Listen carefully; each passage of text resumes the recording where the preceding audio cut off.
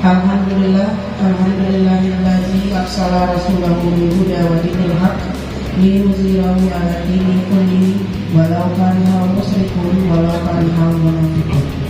Asyhadu an la ilaha illallah wa asyhadu anna Muhammadan Rasulullah. Puji syukur marilah sama-sama kita hadiahkan buat Allah Subhanahu wa taala. Karena berkat rahmat dan limpahan beliau, kita sudah dapat hadir di ruangan SMA Negeri 1 ini untuk mendesiminasi budaya positif oleh guru penggerak angkatan ke-9 SMA Negeri 1 Solo Selatan.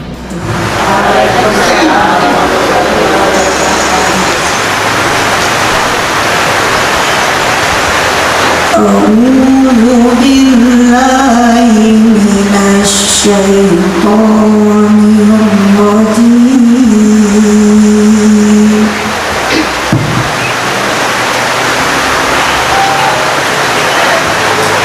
Bismillahirrahmanirrahim.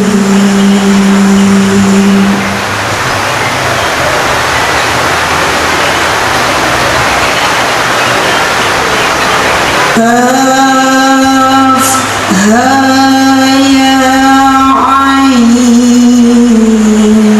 sad.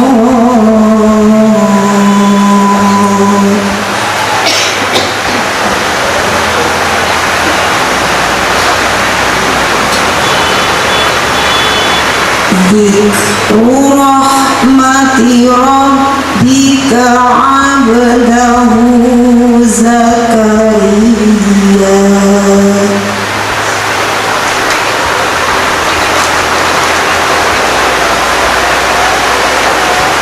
Inna rabbahu nidaan khafiyya.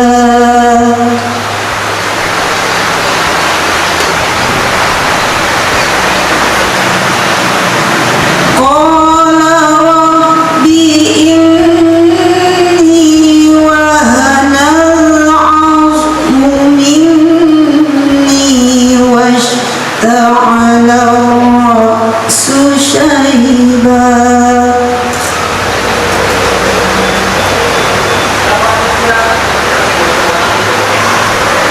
واشتعل الرأس شيبا ولم أكن بدعائك رب شقيا.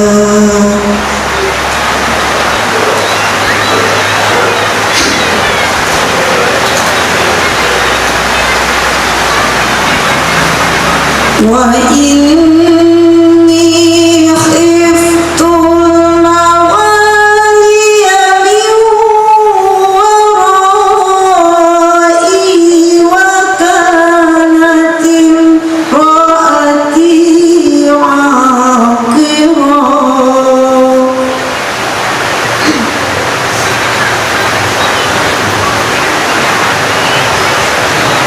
وكانت امرأتي عاقرا فهب لي من لدنك وليا.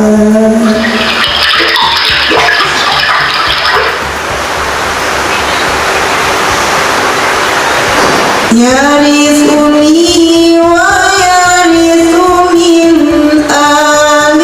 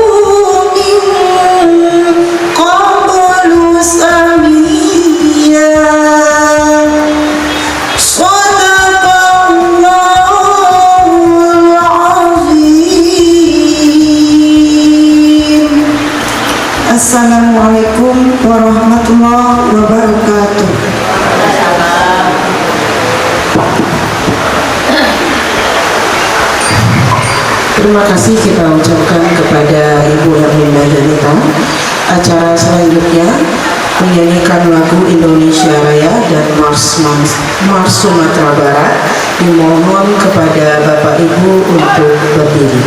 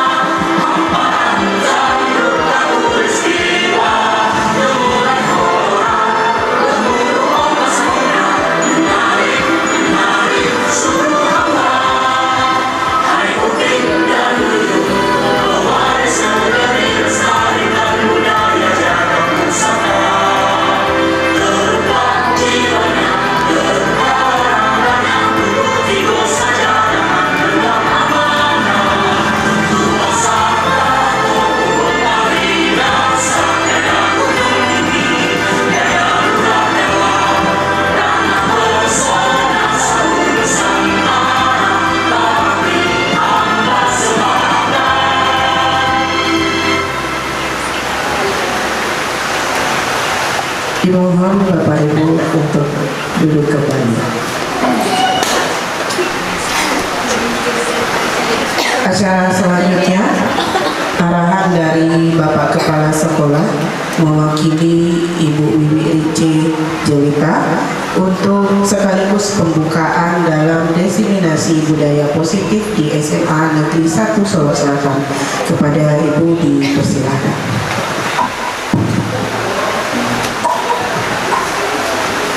Terima kasih. Assalamualaikum warahmatullahi wabarakatuh.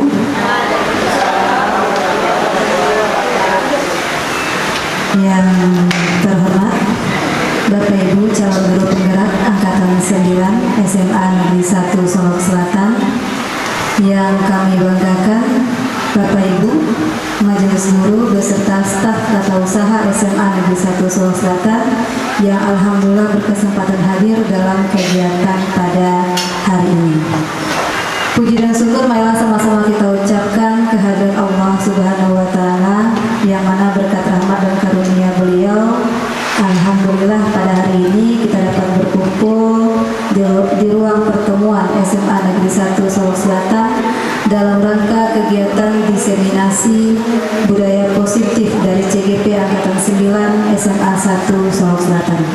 Kemudian salawat beserta salam juga tidak lupa kita sampaikan kepada pucuk pimpinan kita, pucuk pimpinan umat Islam, yakni Nabi besar Muhammad SAW, dengan mengucapkan Allahumma sholli ala Muhammad wa ala ali Muhammad. Baiklah Bapak Ibu, pertama permohonan maaf dari Bapak Kepala Sekolah yang tidak bisa menghadiri kegiatan ini, karena kebetulan pada saat yang sama beliau juga mengikuti kegiatan MKKS atau Musyawarah Kerja Kepala Sekolah tingkat Kabupaten Solo Selatan di SMA 6 Solo Selatan. Jadi beliau menitipkan pesan dan menugaskan kami selaku wakil kurikulum untuk membuka kegiatan diseminasi budaya positif ini. Pesan dari Bapak Kepala Sekolah terkhusus untuk Bapak Ibu CGP Angkatan 9 yang berasal dari SMA Negeri 1 Solo Selatan ini, mudah-mudahan Bapak Ibu yang dipelajari dalam pendidikan program guru penggerak ini benar-benar bisa diterapkan di sekolah kita. Karena yang kita ketahui yang namanya budaya positif sesuai dengan visi misi sekolah kita menginginkan peserta didik kita yaitu memiliki karakter yang baik, karakter yang memang sesuai dengan profil pelajar Pancasila. Dengan adanya budaya positif, diseminasi budaya positif ini, hendaknya nantinya kegiatan di sekolah kita, baik berupa PBM-nya ataupun yang lainnya, benar-benar sesuai dengan budaya positif, sesuai dengan profil pelajar Pancasila itu. Sesuai juga dengan kurikulum Merdeka, di mana sesuai dengan tuntunan kurikulum filosofi Ki Hajar Dewantara, itu pendidikan itu menuntun anak untuk mencapai kebahagiaan dan keselamatan yang setinggi-tingginya, di mana kita harapkan memang anak-anak kita di sini memang mencapai kebahagiaan dan keselamatannya yang setinggi-tingginya itu. Makanya pembelajaran kita di sekolah memang sudah sesuai dengan kodrat alam dan kodrat zamannya anak. Nah, seiring dengan hal tersebut, budaya positif merupakan hal yang memang harus kita tonjolkan di sekolah kita. Karena kenapa? Ketika kita mengajar anak-anak kita dan mendidik anak-anak kita dengan tidak menggunakan kata-kata yang membuat mereka merasa tersinggung atau merasa sakit hati, karena yang kita ajar itu adalah anak-anak yang sudah usianya 15 tahun ke atas. Ketika kita berkata keras ataupun kasar kepada mereka, itu akan jadi dendam pada diri mereka. Makanya dengan budaya positif ini, ketika kita mengajar siswa kita dengan hati, ketika kita mendidik siswa kita dengan hati, maka insya Allah nantinya memang itu bisa mereka terapkan dalam kehidupan mereka sehari-hari. Seperti contoh yang Bapak Ibu CGP terapkan kemarin, kalau saya lihat ya, saat tugas-tugasnya bagaimana menindak siswa kita yang terlambat, bagaimana menindak siswa kita kalau ada yang tidur lagi belajar. Memang benar segitiga restitusi itu diterapkan. Seandainya seluruh guru-guru kita sudah guru penggerak, mungkin siswa kita akan merasa bahagia. Pesan dari Bapak Kepala Sekolah, beliau sangat antusias, sangat senang sekali karena sudah hampir separuh guru-guru kita sudah mengikuti pendidikan guru penggerak ini, dan mudah-mudahan siswa kita juga merasa bahagia. Mereka datang ke sekolah kita ini dengan merasa senang, bahagia, maka nanti iklim positif, budaya positif itu akan muncul di sekolah kita. Jadi untuk Bapak Ibu CGP Angkatan 9 yang sekarang sedang melaksanakan tugas-tugasnya, yang lupa tetap semangat. Memang itulah target kita sesuai dengan target pemerintah. Memang mari kita tonjolkan filosofi Ki Hajar Dewantara itu, budaya positif itu benar-benar kita terapkan dalam kehidupan kita. Baik, mungkin demikian sambutan pada kesempatan kali ini. Selamat mengikuti diseminasi ini Bapak Ibu. Mudah-mudahan Bapak Ibu yang belum mengikuti program pendidikan guru penggerak ini juga bisa menerapkan hasil diseminasi ini dalam kegiatan kita sehari-hari di sekolah kita. Mungkin demikian saja. Saya akhiri dengan wabillahi taufiq wal hidayah. Wassalamualaikum warahmatullahi wabarakatuh. Baiklah Bapak Ibu, dengan mengucapkan Bismillahirrahmanirrahim, diseminasi aksi positif dari calon guru penggerak Angkatan 9 Kabupaten Solok Selatan yang berasal dari SMA Negeri 1 Solok Selatan secara resmi dibuka. Assalamualaikum warahmatullahi wabarakatuh. Terima kasih kita ucapkan kepada Ibu yang telah membuka acara kita. Acara selanjutnya pembacaan doa yang akan disampaikan oleh Bapak BEM Indonesia. Kepada Bapak BEM Indonesia dipersilakan.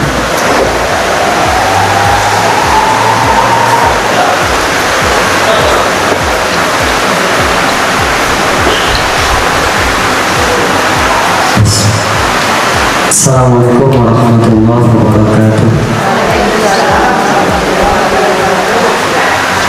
Demi lancarnya acara kita pada siang hari ini, mari kita berserahkan diri kita kepada Allah Subhanahu wa taala, memohon serta meminta. A'udzubillahi minasyaitonir rajim. Bismillahirrahmanirrahim. Alhamdulillahirabbil alamin wassalatu wassalamu ala asyrafil anbiya'i wal mursalin wa ala alihi wa sahbihi rasulillahi ajma'in. Allahumma ighfir lana dhunubana wa liwalidina warhamhum kama rabbawna shighara wa li jami'il mu'minina wal mu'minati wal muslimina wal muslimati al ahya'i minhum wal amwat. Rabbana shrah lana sudurana wa yassir lana umurana wahlul 'uqdatam min lisanina yafqahu qawlana.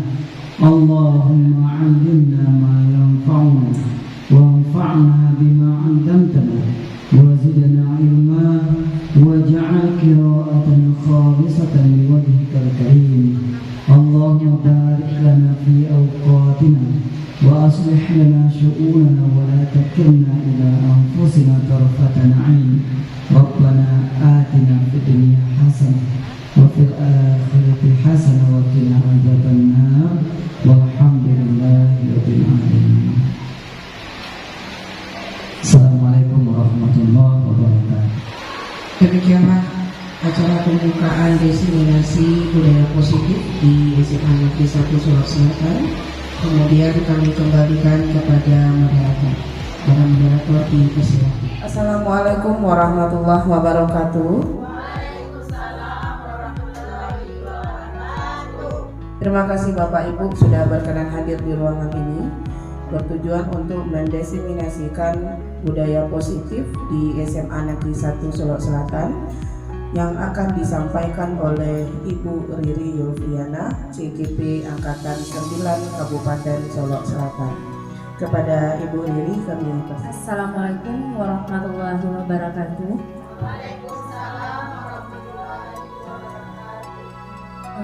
Selamat sore ibu-ibu semua. Gimana kabarnya ibu-ibu? Alhamdulillah sehat dan baik. Masih semangat Bapak Ibu? Baiklah Bapak Ibu, saya akan memperkenalkan diri saya. Saya Riri Yulviana, calon guru penggerak angkatan 9 dari SMA Negeri 1 Solok Selatan. Di sini guru pengajar praktik saya Wahidiana Siti Karoma, kemudian fasilitator Ibu Dewi Handayani. Baiklah, di sini saya akan mempresentasikan budaya positif di sekolah saya SMA Negeri 1 Solok Selatan.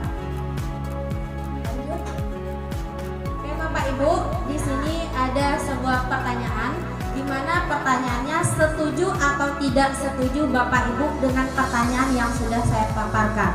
Nah, untuk yang pertama, hukuman dapat mendisiplinkan anak. Bagaimana kiranya Bapak Ibu, setuju atau tidak dengan pertanyaan pertama? Oke. Kemudian yang kedua, pemberian hukuman dengan hal positif seperti membaca atau membersihkan halaman sekolah dapat meningkatkan kedisiplinan anak. Setuju atau tidak Bapak Ibu di sini? Tidak setuju? Oke. Nah, kemudian yang ketiga, memberi penghargaan dapat meningkatkan motivasi belajar. Setuju Bapak Ibu? Tidak setuju. Oke. Lanjut Bu Mira.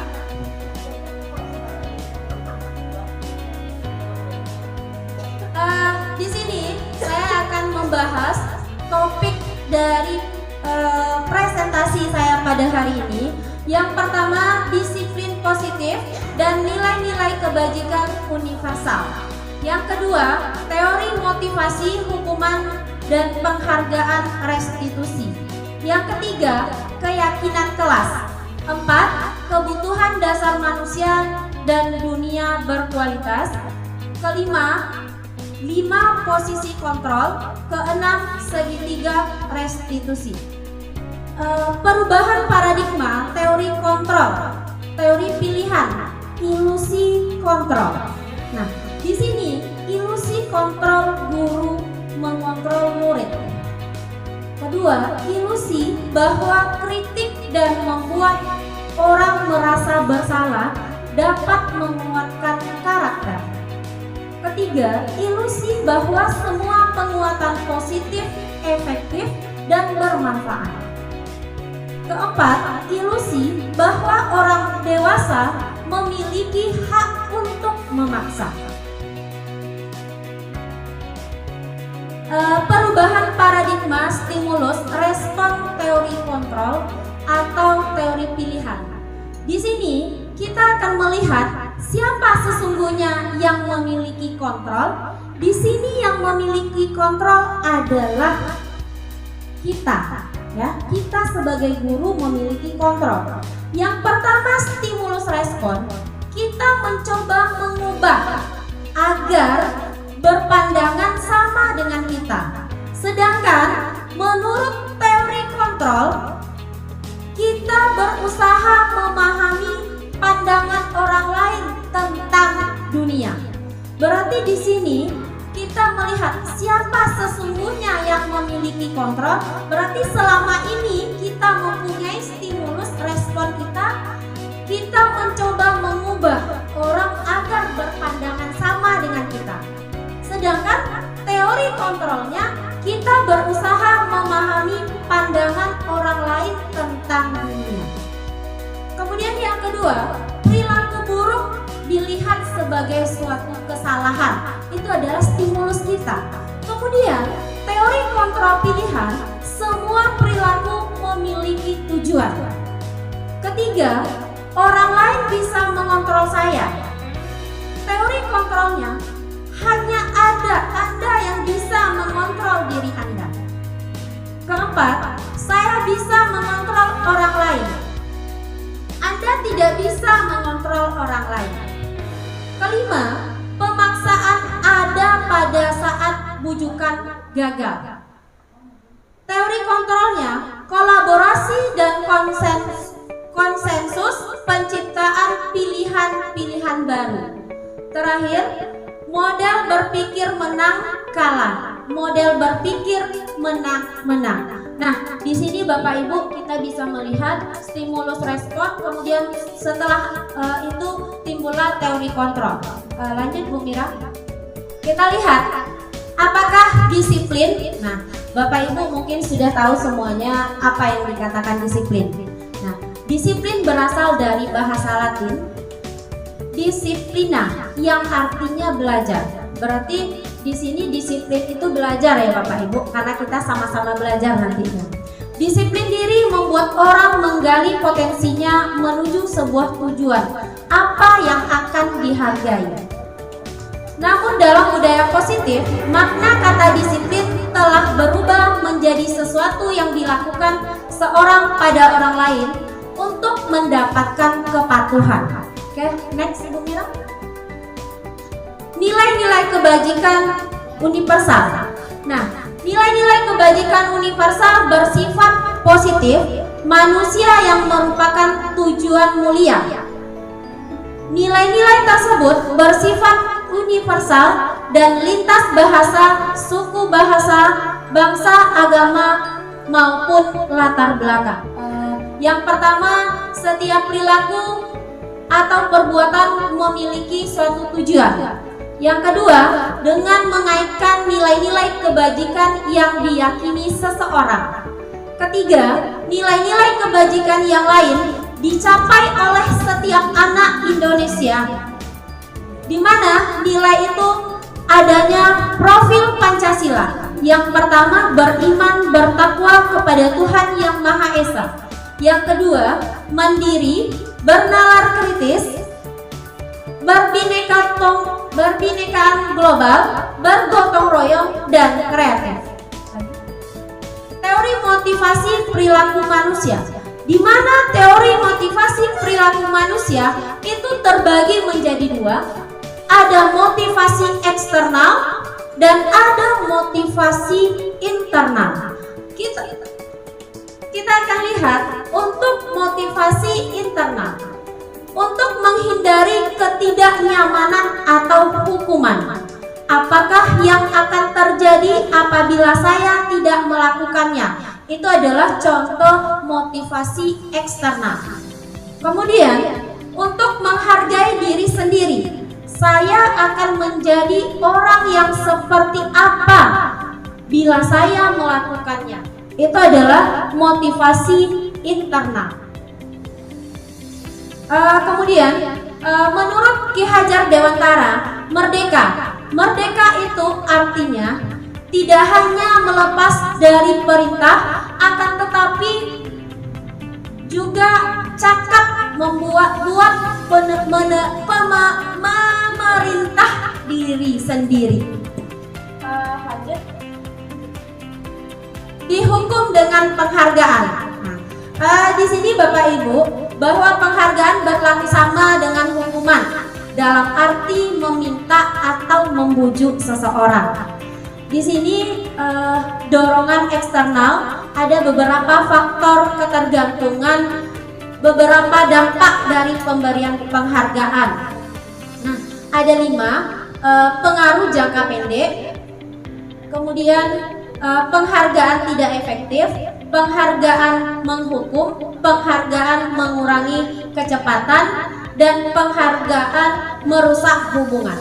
Nah, di sini saya contohkan satu ya Bapak Ibu, yang dikatakan penghargaan merusak hubungan. Di mana penghargaan yang merusak hubungan, misalnya di sini karena sudah saya lakukan, nanti kalau Ananda mendapat nilai UH-nya tinggi, Ananda Ibu beri reward atau Ibu beri amplop. Nah, itu akan merusak hubungan kita ternyata dengan murid. Kenapa demikian? Karena pada dasarnya anak yang kita beri penghargaan, dia akan berbicara ke temannya, awak nak dapat nilai tinggi, dak dia diberi penghargaan. Yang dia anak yang dapat nilai tinggi saya. Nah, itu salah satu contoh penghargaan yang merusak hubungan kita dengan siapa? Dengan anak. Lanjut Bu Mira. Oke, kemudian dihukum oleh penghargaan. Penghargaan menurunkan kualitas, penghargaan mematikan kreatif. Ketiga, penghargaan mengurangi motivasi intrinsik. Di sini saya akan memberikan contoh penghargaan mengurangi motivasi intrinsik. Contoh di sini, siapa yang bisa main voli? Saya Bu. Kemudian siswa yang lain berkata, kok ibu itu hanya menunjuk Ana saja yang bisa main voli? Badu juga bisa, Ani juga bisa. Nah, berarti di sini kita mematikan motivasi anak. Ya, seharusnya kita tidak boleh, oh Anu ya pintar main bola, pintar main voli. Jadi kita tidak boleh sebenarnya seperti itu Bapak Ibu. Lanjut dulu. Tindakan guru. Mencatat 100 kali dalam buku kalimat. Nah, kemudian saya tidak akan terlambat lagi. Nah, kemudian itu hukuman atau konsekuensi. Kemudian yang kedua, lari mengelilingi lapangan basket. Nah, kira-kira dari apa tindakan guru yang tampil ini, mana kira-kira yang masuk hukuman, mana yang masuk ke konsekuensi. Nah, silakan Bapak Ibu amati. Untuk poin 1, apakah itu dia masuk hukuman atau konsekuensi? Silakan Bapak Ibu. Untuk poin 1, mencatat 100 kali di dalam buku kalimat. Saya tidak akan terlambat lagi. Nah, kira-kira itu hukuman atau konsekuensi? Hukuman. Oke. Kemudian yang kedua, lari mengelilingi lapangan basket 2 kali karena terlambat hadir di sekolah. Itu hukuman atau konsekuensi? Hukuman. Oke, berarti kita lihat yang terakhir ya. Lari mengelilingi lapangan basket 2 kali karena terlambat 10 menit untuk pelajaran PJOK. Itu hukuman atau konsekuensi?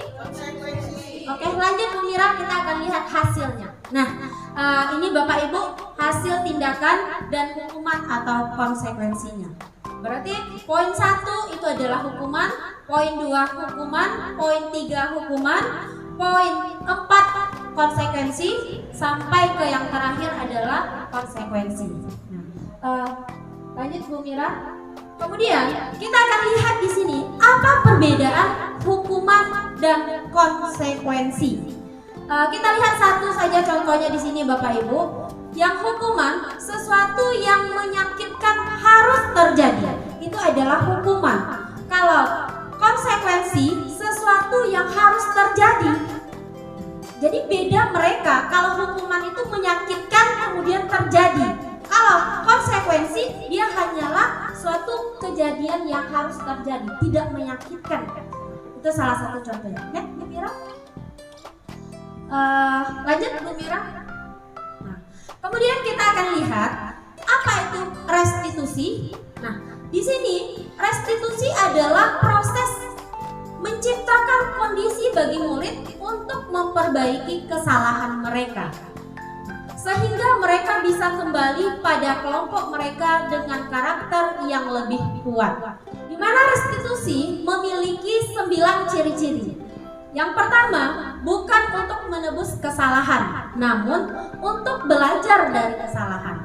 Kedua, memperbaiki hubungan. Ketiga, tawaran bukan paksaan. 4, restitusi menuntun untuk melihat ke dalam diri. Restitusi diri adalah cara yang paling baik. 7, restitusi fokus pada karakter bukan tindakan. Kedelapan, restitusi fokus pada solusi. 9, restitusi mengembalikan murid yang berbuat salah pada kelompoknya. Kemudian yang ketiga, kita lihat pembelajaran ketiga, keyakinan kelas. Nah, mengapa tindakan peraturan saja? Mengapa harus keyakinan kelas? Nah, di sini kita akan lihat mengapa kita memiliki peraturan harus menggunakan helm bila mengendarai kendaraan roda 2. Untuk mendukung motivasi instinktif, kembali ke nilai-nilai keyakinan lebih menggerakkan seseorang dibandingkan mengikuti serangkaian peraturan-peraturan. Oke, keyakinan kelas ada kelas 1, kemudian keyakinan kelas 5. Next Bu Mira. Di sini ada peraturan dan keyakinan kelas. Nah, kita lihat peraturan selalu kembalikan buku ke tempatnya. Kemudian kita lihat dilarang mengganggu orang lain. Ketiga, hadir di sekolah 15 menit sebelum pembelajaran dimulai. Dilarang melakukan kekerasan. Dilarang menggunakan narkoba, bergantian atau menunggu giliran. Gunakan masker, jangan berlari di kelas atau koridor. Nah, kita akan lihat antara keyakinan dan peraturan, apakah itu sama? Nah, di sini kita lihat kalau peraturan selalu kembalikan buku ke tempatnya, tanggung jawab. Kemudian yang poin 2, dilarang mengganggu orang lain. Berarti keyakinan kelas yang harus ada pada siswa itu adalah menghormati orang lain. Dari peraturan dan keyakinan kita bisa melihat. Lanjut Bu Mira. Nah, kemudian yang keempat itu adalah kebutuhan dasar manusia. Di mana kebutuhan dasar manusia itu ada 4, kasih sayang dan rasa diterima. Kemudian ada penguasa, kesenangan, dan kebebasan. Silakan Bapak Ibu lihat video di depan. Itu adalah posisi kontrol pada Salam bahagia Ibu dan Bapak guru hebat. Dalam penerapan disiplin positif restitusi, salah satu program yang dikembangkan adalah 5 posisi kontrol. 5 posisi kontrol dalam restitusi adalah proses perjalanan seorang pendidik agar dapat mengenali dirinya. Pada video kali ini, kita akan membahas tentang 5 posisi kontrol yang dikembangkan oleh Diane Gossen dan contoh penerapannya.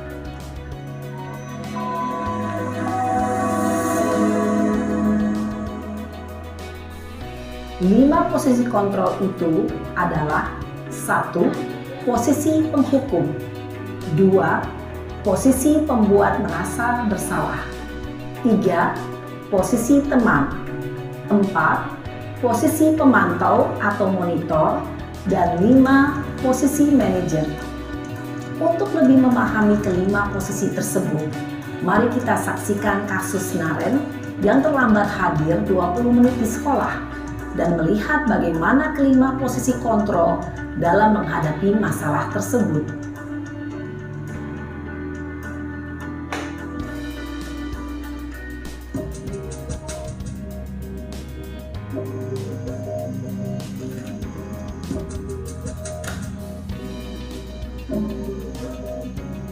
Naren! Sini kamu! Selamat pagi, Bu. Selalu terlambat. Kamu deh, pasti terlambat. Maaf, Bu. Saya... Apa? Apa coba? Alasan kamu apa lagi? Kapan sih kamu tidak terlambat? Malas sekali ya kamu jadi anak. Saya... Dasar pemalas. Gak kapok-kapok sih kamu. Sudah berapa kali terlambat? Sana, kamu keliling lapangan basket 2 kali. Kenapa saya harus keliling lapangan basket, Bu? Kenapa? Kamu mau lawan ibu? Berani-beraninya jawab. Sudah terlambat pula. Sekarang keliling lapangan basket 5 kali sekalian. Biar kapok. Cepat. Pergi sana ke lapangan basket. Posisi penghukum biasanya berbicara dengan nada tinggi, menghardik, menunjuk-nunjuk, menyakiti, dan menyindir. Hukuman bisa berupa fisik maupun psikis. Ibu dan Bapak guru hebat, dampak yang terjadi pada murid ketika guru berada pada posisi penghukum adalah murid cenderung akan memberontak, bahkan menyimpan dendam.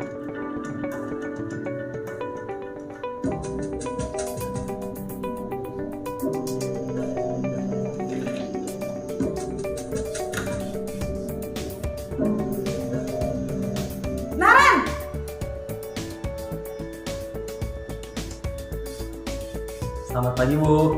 Naren, kamu kenapa terlambat lagi, nak?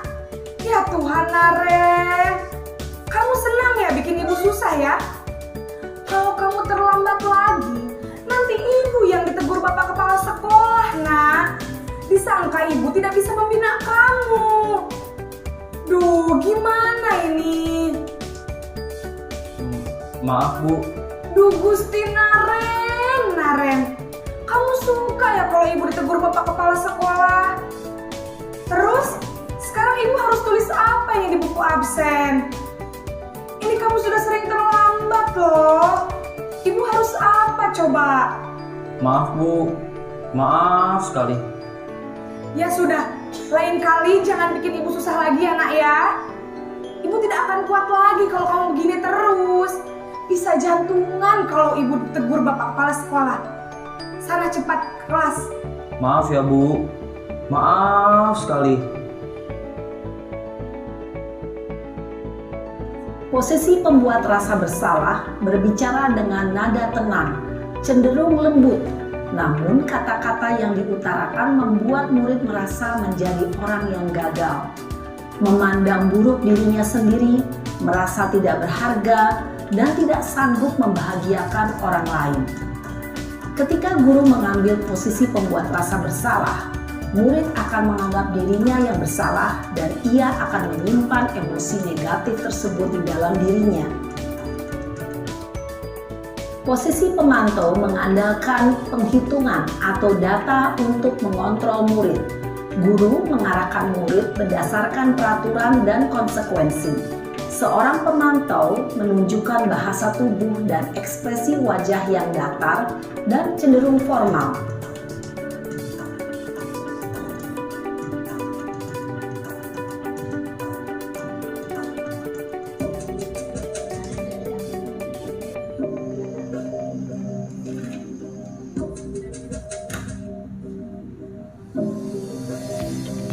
Naren!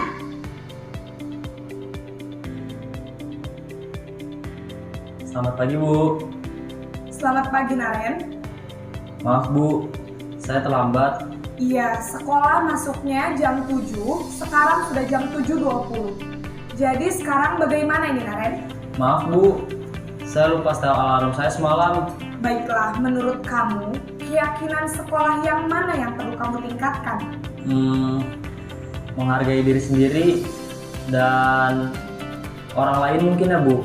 Setuju. Jadi, apakah Naren meyakini prinsip saling menghormati tersebut? Iya, Bu. Saya meyakininya. Apakah Naren bersedia memperbaiki masalah keterlambatan ini? Bersedia, Bu. Bagaimana kamu akan perbaiki masalah keterlambatan ini? Saya akan coba untuk tidak lupa menyetel alarm saya, Bu. Baik, kalau Naren lupa menyetel alarm di rumah, ada orang yang kira-kira bisa bantu mengingatkan tidak? Namun, tujuan kita pasti, yaitu menciptakan murid-murid yang mandiri, merdeka, dan bertanggung jawab. Semoga penggambaran 5 posisi kontrol yang telah diperlihatkan ini dapat menjadi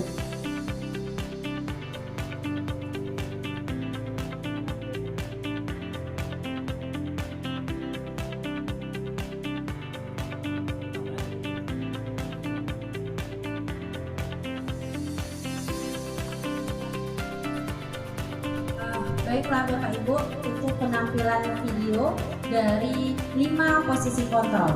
Kemudian kita lanjut pembelajaran ke-6, itu adalah segitiga restitusi. Di mana pada segitiga restitusi itu ada 3 tahapan. Yang pertama adalah menstabilkan identitas, yang kedua adalah validasi kebutuhan, yang ketiga adalah meyakini keyakinan. Next. Kita lihat yang pertama, menstabilkan identitas. Guru berkata, berbuat salah itu hal yang memanusiawikan.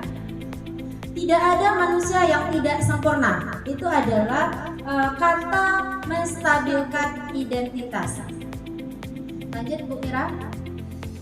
Kemudian yang kedua, validasi kebutuhan. Di mana guru berkata, kamu bisa saja akan melakukan hal-hal yang lebih buruk daripada itu. Berarti itu salah satu perkataan guru kepada siswa apabila ada siswanya yang terlambat. Salah satu contohnya seperti video tadi Bapak Ibu. Kemudian yang ketiga, menanyakan keyakinan. Di mana di sini guru berkata, apabila nilai yang kita percayai di kelas atau di sekolah kita, nilai-nilai apa yang kita langgar? Nah, kenapa kita menimbulkan pertanyaan seperti itu? Karena siswa kita tadi itu terlambat. Salah satu contohnya Bapak Ibu. Berarti kita boleh menanyakan nilai apa yang sudah kamu langgar. Nanti siswa akan menjawab, oh nilai ini Bu yang saya langgar. Salah satu mungkin kedisiplinan, kemudian kurang menghargai. Itu tentang menanyakan keyakinan. Sekian hasil presentasi dari saya. Sebelum saya tutup, saya mau melakukan ice breaking dulu kepada Bapak Ibu. Silakan Bapak Ibu berdiri dulu sebentar Bapak Ibu.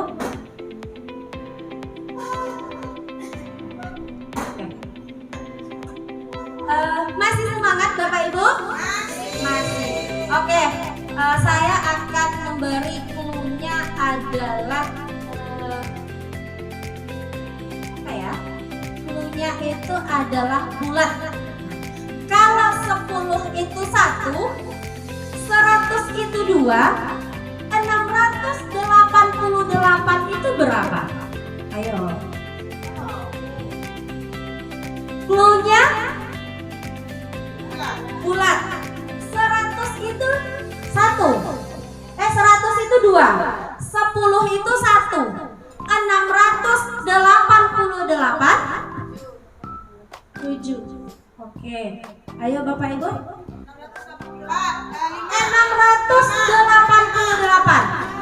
5. Kenapa 5 Bapak Ibu?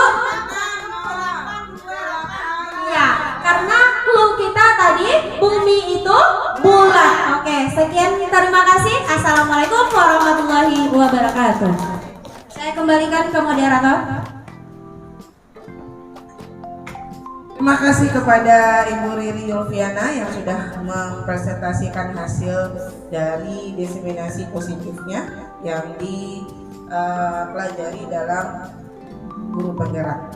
Baiklah Bapak Ibu, apakah Bapak Ibu ada yang mau ditanyakan terkait dari apa yang disampaikan oleh Ibu Riri Yulfiana? Kami persilakan. Baiklah Bapak Ibu. Nah, baik Ibu, Bu Prisil dipersilakan. Baiklah, terima kasih Bu Dini yang sudah memberikan waktu saya untuk bertanya. Baiklah, saya akan bertanya kepada Bu Riri. Dari yang dijelaskan tadi ada segitiga restitusi. Saya ingin Ibu memberikan suatu contoh penerapan segitiga restitusi yang ada di sekolah kita, dan bagaimana menurut Ibu, apakah sesuai dengan segitiga restitusi tersebut atau tidak? Terima kasih.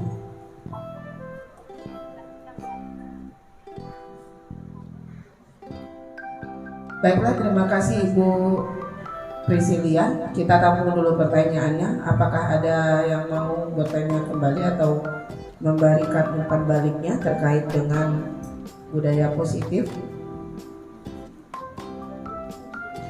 Baiklah, cukup ya. Kita berikan kita persilakan kepada Ibu Riri Yulfiana untuk memaparkan apa yang dipertanyakan oleh Ibu Prisilia.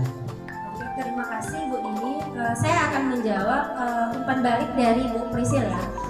Bagaimana mencontohkan segitiga restitusi di sekolah saat kita.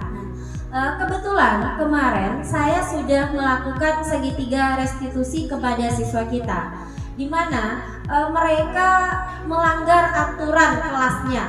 Salah satunya mereka masuk terlambat ke dalam kelas. Saya sudah lakukan segitiga restitusi dengan memanggil siswa tersebut ke ruangan saya. Kemudian saya amati, saya tanya kenapa mereka terlambat, apa alasannya. Saya di sini tidak memojokkan mereka anak tersebut, tapi saya gali apa masalahnya, saya berikan solusi.